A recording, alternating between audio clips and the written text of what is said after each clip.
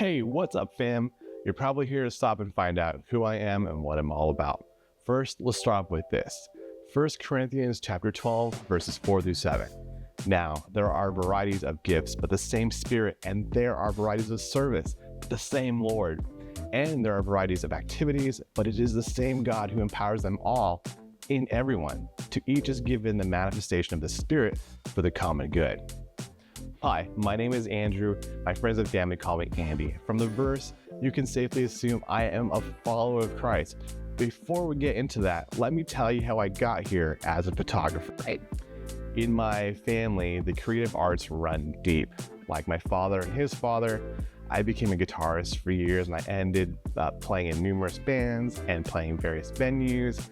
And my band would be the opening act for some big artists such as Puddle of Mudd, to name one. However, what most don't know is that in a band, you need to be multifaceted. In my last band, I took the responsibility of creating all promotional content, such as flyers, press kit, YouTube videos, and at the time, the new and evolving Instagram. Seemed like a century ago, or lifetime. Anyways, eventually the band phase came to an end, but I was left with an empty void to create art. Aside from all my music equipment, I had my digital camera, the one I used to create media for my band, in fact. I started right where I left off, directly in the middle of Not a Clue Avenue. I eventually began to attend the University of YouTube. Parking is always free, pro tip, you're welcome. With what little I tucked away in my brain, I began to photograph people. By the way, this is an art form from my father and grandfather, who also dabbled in, and couldn't be any more cliche from chip off the old block, right?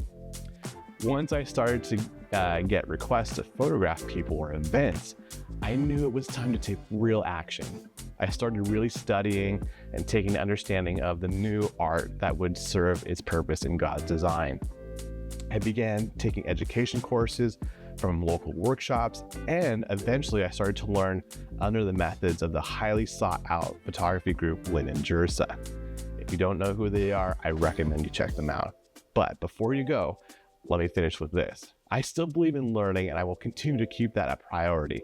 That's because I believe this is my calling. I understand light and how to achieve the look and feel that could rival longtime photographers. Sorry, parched. Where's my Dr. Pepper? Anyways, here's a quote. You don't make a photograph just with a camera.